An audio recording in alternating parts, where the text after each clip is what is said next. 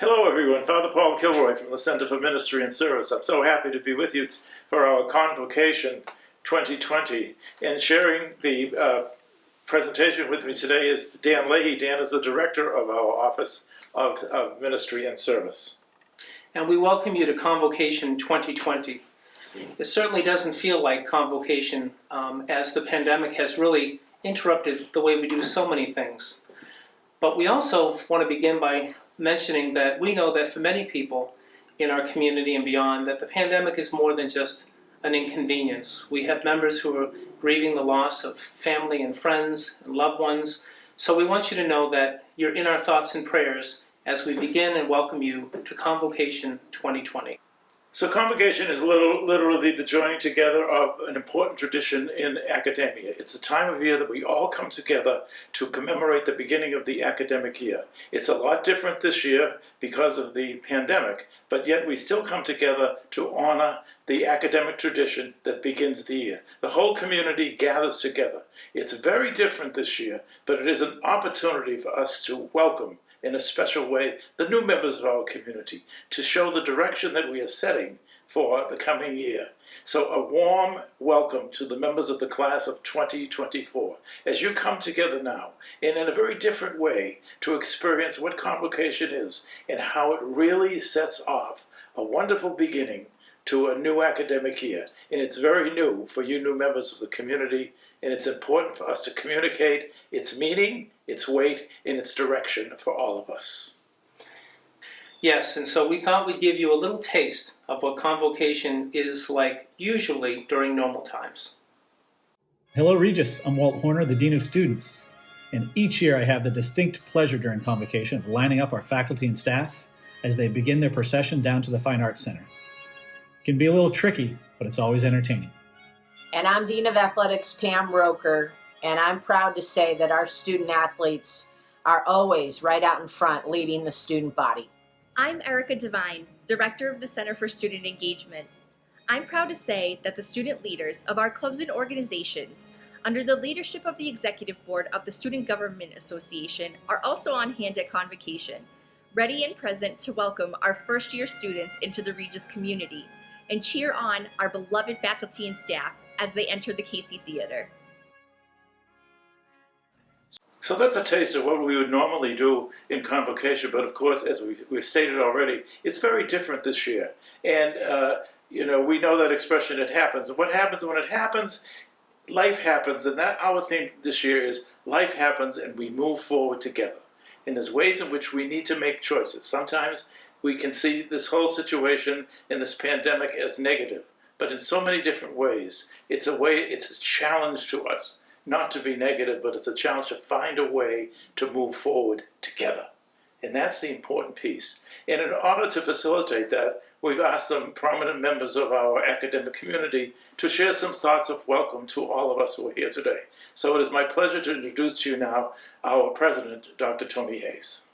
Hello, and welcome to the Regis College 2020 Convocation.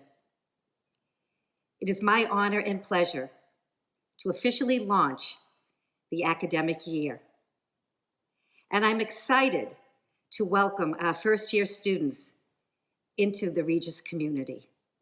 If we have learned anything this year, it is that life is unpredictable. The fact that we are not currently celebrating this in our Fine Arts Center is a testament to that, and is certainly a huge disappointment to all of us. As a Catholic higher education institution with more than 90 years of educating leaders, Regis has prepared thousands of students to face the uncertain challenges of life's journey. I know this year has been an incredibly difficult one for you. The entire Regis community has had to make personal and professional sacrifices. Some have experienced the loss of a loved one due to COVID-19. And we stand with the overwhelming calls for justice and equity for all of our Black and Brown neighbors, and have outlined specific steps that our university will take to address this issue in our community. Amid the anxiety and uncertainty we are all experiencing, I ask you to begin this year with a sense of positivity and purpose. Make the most of the opportunities you have for learning and growth. Be curious, caring, and compassionate. Take the time to make genuine connections, even if they are virtual. If you do, I promise you will have a great year. Remember, there are always lessons to be learned and opportunities to embrace, no matter what the situation is. And please know that we are here to support you on this academic journey towards intellectual, spiritual, and emotional growth. The book of Psalms tells us that joy comes in the morning. Now, it might not come tomorrow morning, or a morning next week, or a morning next month. But I assure you, there will be a morning when we will gather together on the Regis campus. Until then, think about the joy that will bring. But also, I pray that you and your loved ones stay healthy and safe. See you soon. Good morning. My name is John Cole-Anderson, and I'm your Student Government Association President. Although the shared experiences of the Regis College community may be a little different this year due to COVID-19, the student body government continues to focus on fulfilling the duties to advocate for you all, our students. When done successfully, our community will continue to thrive on the foundations set by the Sisters of St. Joseph of Boston, regardless of any obstacles that lay ahead of us. This year's convocation has a little extra meaning to it. Traditionally, convocation is meant to gather the Regis populations to welcome all students for goal setting and reflect on the value and the traditions of the Sisters of St. Joseph of Boston. While still holding on to these principles, this year, however, it's only fair that convocation gets expanded upon. I propose that this year of convocation can also be used as a time to take responsibility and action. The responsibility and action to not only better ourselves, but our families, our friends, and our local communities.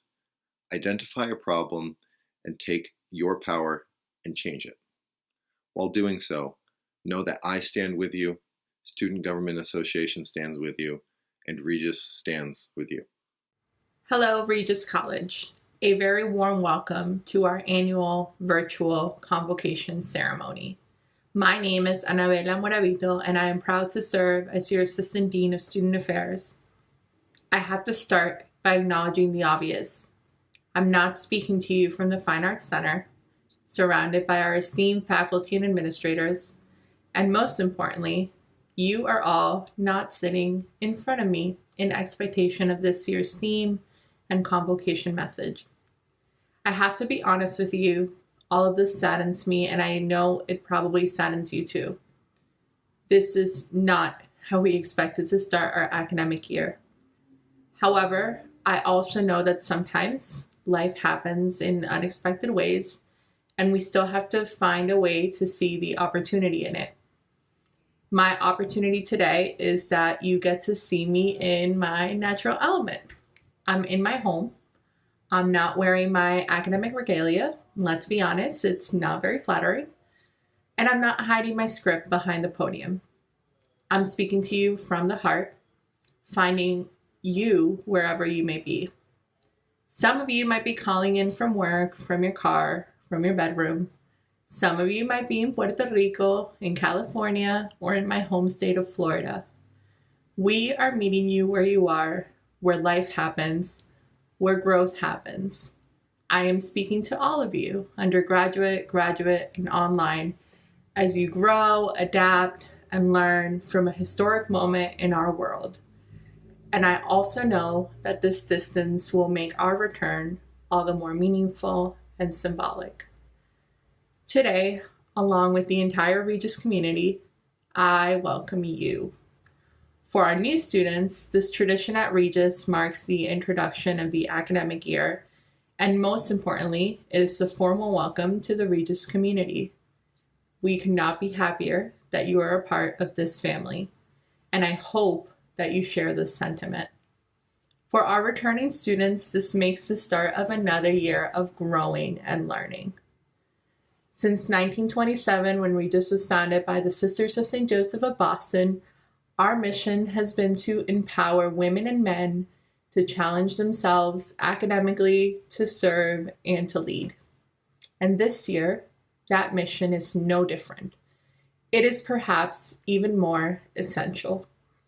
My hope for you is that this year you lean into this challenge, that you step outside of your comfort zone, and you go for that new opportunity. Virtually, that might look like popping into your professor's virtual office hours. Trust me, they'll be happy to see you. Or it might look like following the Center for Student Engagement on Instagram and engaging with Student Club on social media. This past Sunday, we had a Life at Home TikTok challenge, and you could have engaged with that. It might look like sending a classmate an email and finding a time to FaceTime with them. It is vastly unknown to all of us, but we are called to embrace it. This is what it means to be a part of the Regis community, to embrace the challenge with grace and resiliency. Please know that we are here cheering you along the way, and we can't wait to be with all of you on campus when we return. So as you can see from the images in the video, our campus this time of year and around convocation is usually full of life and energy. But being remote in 2020, not so much. So Paul, not being on campus this year, what are some of the things that you miss?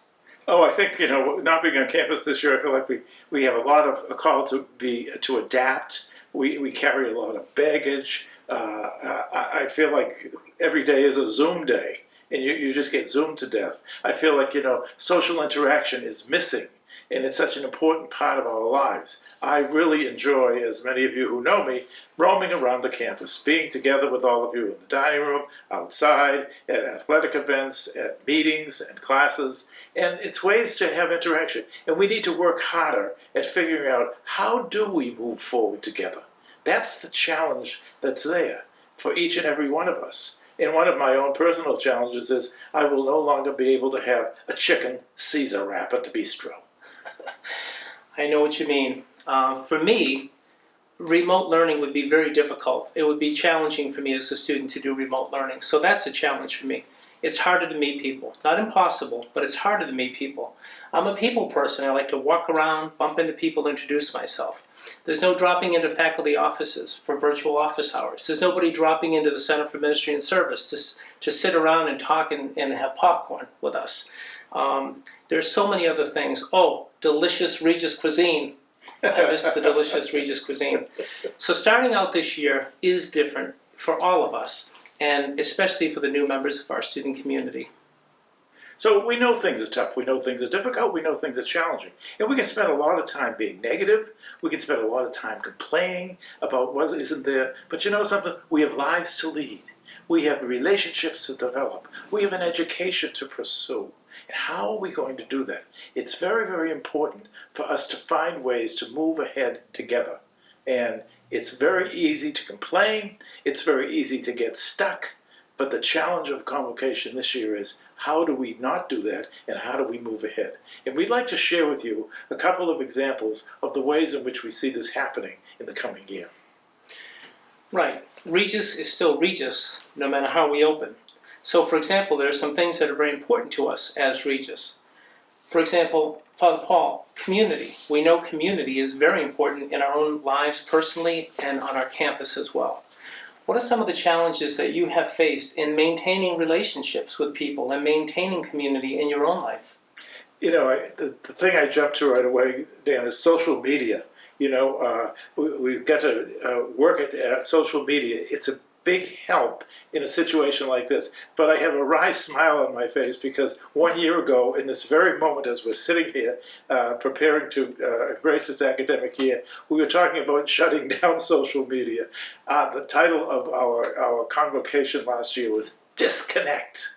so that we can connect personally. And now it's the opposite. We can't connect personally. We have to connect and find creative ways in which we can be with and for one another. It's such an important part of our lives. So no more disconnect from last year, but this year, what are the creative ways in which we as a community can find to move ahead together and connect better?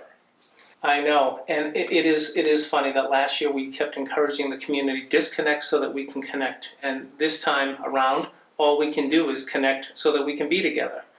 And I face those similar challenges as well. I'm not a technology guy, as some people know. But I found myself getting to know people through Zoom calls. So many of our colleagues and friends at Regis, I feel like I know even better because of the so many ways that we've been on Zoom calls and meetings with people as well. I can't tell you how many Zoom happy hours I've had with family and friends. I picked up the phone and called people that I haven't talked to in so long. So there are ways, even technology, I'll do whatever I have to do, being a people person, to stay connected with others. So are there ways on our campus to stay connected, to get to know each other, so that we can offer gracious hospitality to each other? Absolutely yes. You're still in classes, so there are ways to get to know your classmates, discussion posts on Moodle, virtual drop-in hours with faculty and academic advisors, all kinds of ways to get to know each other. The Center for Student Engagement has programmed a lot of ways for people to meet and interact and have fun together. There are ways for us, and we're going to talk also about opportunity for worship. You'll hear more about that. There are ways for us to remain connected and to get to know each other and to be community. The question is, will we do it?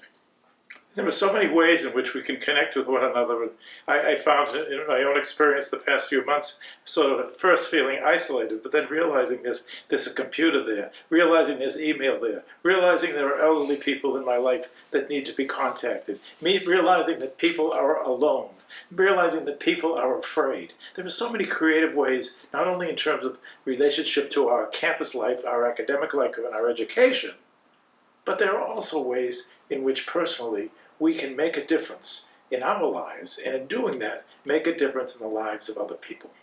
So Regis is still Regis, and we're a university, we're an academic institution, and we talk about learning happening inside the classroom and outside the classroom, and that's not going to change. No, it's not going to change, and it's a way in which we need to be creative. We need to figure out ways in which we can do that as the year goes on. And one of the deepest experiences, certainly out of our Office of Ministry and Service, are the ways in which we do service learning. We've taken many trips all over the country and all over the world to learn about life outside of the classroom, and it's been a very delightful experience. Just 3 or 4 days before the hit of the pandemic, I returned from the southern part of our country from our Civil Rights Reflection Week, and we had 12 students and 3 members of our faculty and staff. And we visited all the sites that were attached to Martin Luther King. And we learned so much about what was going on in the early days of racism, in the early days of prejudice. And it was a very fulfilling thing. And we have continued to follow through on that. We've had some Zoom meetings, and we've pulled some wonderful things together about that issue of racial justice. And it's going to be incorporated this year in a very significant and a very special way in our Founders Day, when we come together to look at the question of racial injustice, to look at the question of what it means to be white, what it means to be a person of color, and how do we work that out. And it's a very special commitment of our campus that we make this year as we enter into our Founders Day, which is coming up in another week or 10 days. So pay attention to that. And we have a wonderful communication recently from our president where she states very clearly, the recent worldwide demonstrations against injustices towards people of color show that nothing short of real purposeful action to stop racism and inequality is acceptable. And that includes here at Regis, Black Lives Matter and Black Lives Matter at Regis. So the challenge continues, and we continue to find creative ways, and we say this again and again, to enter into our educational experience, both inside the classroom and outside the classroom. And it's very important for us to see ways in which this matter of racial injustice can be addressed in a deeper way as we come to our Founders' Day and invite everyone to participate in a very special way. That's very powerful. And education is still the focus at Regis. Education is transformational, and we have a commitment to academic excellence at Regis, and that won't change despite anything. Another example, Paul, that I had was in the springtime and in the summertime, in the wake of the murders of Ahmaud Arbery and Breonna Taylor and George Floyd, several of us were moved to really educate ourselves, despite being home, stuck home because of the pandemic and in our virtual world. Several of us joined together. We joined reading groups and workshops to educate ourselves about white privilege and about racism and about structural injustice. So the pandemic did not and will not get in the way of that. And as you said, President Hayes also made a very public statement about Regis's commitment to social justice and racial justice on our campus. So education continues on. I wanted to mention too that Regis created a new course called Living and Dying Through a Pandemic. And it's interesting because, and I was part of that team, a multi-interdisciplinary team of faculty members, and it's not just around the science of the virus and the pandemic, but also the ways in which that there are social disparities and the way that different communities are affected differently. From a social justice Regis lens point, we examine this. So the question is, what big ideas, what learning will you put your energy into to make a difference, to make the world a better place, so that we can continue to love and serve the dear neighbor without distinction? Yeah, I thought one of the great opportunities of this summer was to be in a book discussion with faculty and staff from our university. And we looked at the book called White Fragility. And it was a way in which we could see ourselves in different situations in life and talk about them. So that's another way in which we become very enriched. Regis is a very rich community, and it has a lot of history. And I often think, you know, in the early days of coming on campus, you go into that main entrance and you look up the hill, and up on the left-hand side of the hill is Morrison House. And in 1927, when the Sisters of St. Joseph came to Western, that was the only building. And you, as first-year students, will see that when you come to campus, hopefully very soon. And you will see that that was the only building there. And these women came to provide education, higher education for women.